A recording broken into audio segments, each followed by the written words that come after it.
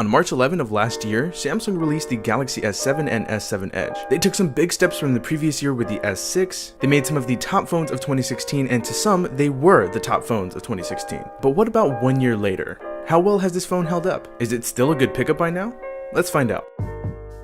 As far as specifications go, the S7 Edge had nothing short of high-end. It came loaded with a Snapdragon 820 for models here in the US, the Adreno 530 GPU, 4GB of RAM, and a beefy 3600 mAh battery. And who could forget that gorgeous 5.5-inch Quad HD AMOLED display that bled over the sides with those curved edges? It made for one of the most attractive phones ever, and to this day, it's still pretty jaw-dropping. One really impressive thing about the Edge's design was it not only being premium in all aspects with its glass and metal construction and its 7.7mm frame, which by the way is nearly a millimeter thicker than the S6 so as to remedy that large camera bump, but it was also surprisingly durable. The S7 Edge turned out to be one of the stronger phones of 2016, and that was very intriguing. The S7 had other great things going for it, like an IP68 water and dust resistance rating, meaning you could take the phone swimming, spill something on it, wash it off and drop it in the toilet with no damage whatsoever, wireless charging and fast wireless charging, giving users a more convenient and pretty sick way of juicing up their phones. Not to mention it also came with fast charging over micro USB, so going from 0 to 100 could be done in no time at all. It had an improved fingerprint reader, it was faster, more accurate, and it was actually usable. It had micro SD card support to expand the phone's storage, and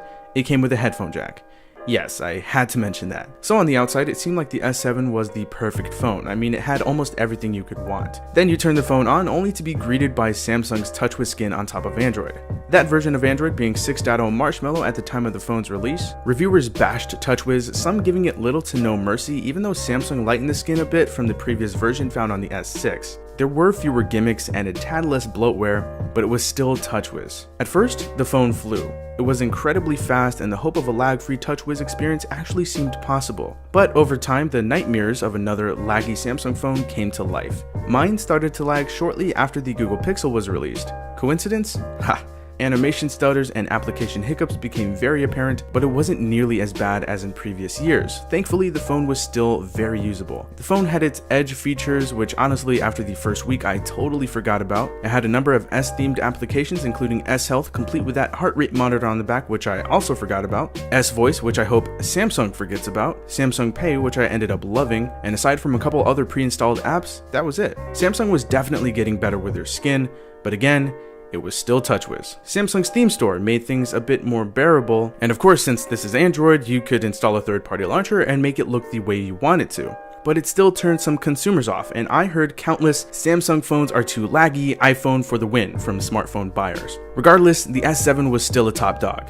Not only because of its spec sheet, not just because of its incredible screen, but also because of its camera. The S7 had what was arguably the best camera on a smartphone in 2016. If not the best, then it was definitely top 3 with the iPhone 7 Plus and Google Pixel. Pictures came out super crisp, clear, bright and punchy, and low light results were pretty satisfactory as well. And yes, selfies came out pretty nice as well, I will say that, and the cameras were nice and fast too, with one of my favorite features double tapping the home button to launch the camera, which made picture taking with this phone that much more enjoyable. And taking videos was nothing short of awesome as well, especially with OIS, optical image stabilization, and the ability to record in up to 4K resolution. Fast forward to March 2017 and I've got my S7 Edge running Android 7.0 Nougat, which is the latest version of Android minus a couple 0.1 updates, and we now have a better, easier to use version of multi-window. You can now double tap the recent apps button to jump back to the previously opened app. You've got better battery management and more. But not only that, we also got most of what we got on the Note 7 through Grace UX. It's pretty much Samsung's revamped UI. It came with a cleaner launcher, complete with blurred backgrounds, a refreshed camera application with a nicer gesture-based UI, a better notification shade, better quick settings where we find performance mode and the blue light filter.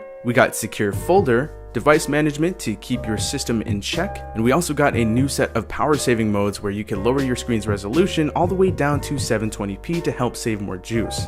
I can say that as of now, the phone does feel a bit snappier, a bit quicker. Stutters are still present, but not as bad as they were before. Battery life seemed to get more consistent, and that's not saying that it wasn't consistent at all before, but there would be random power drains here and there. But that doesn't happen anymore. Right now, the S7 is more enjoyable to use, especially if you have that Exynos version. Trust me, it's even better. So as of now, the S7 is still an incredible phone. You can pick up an S7 for under $400, or you could pick up an S7 Edge for under $500. And now that the new Nougat update is live for pretty much every carrier, I would recommend picking this phone up as a budget option. So you could skip the OnePlus 3T, skip the Huawei Mate 9, skip the HTC U Ultra. I could even say skip the LG G6 and Galaxy S8 just to save some cash and get away with a phone that still has great battery life, a gorgeous display, awesome features like Samsung Pay, secure folder, fast charging and fast wireless charging. You've got expandable storage, the phone is water resistant, and it still takes fantastic photos and videos by today's standards, and it still has a headphone jack. So 1 year later, the S7 and S7 Edge are still winners in my book,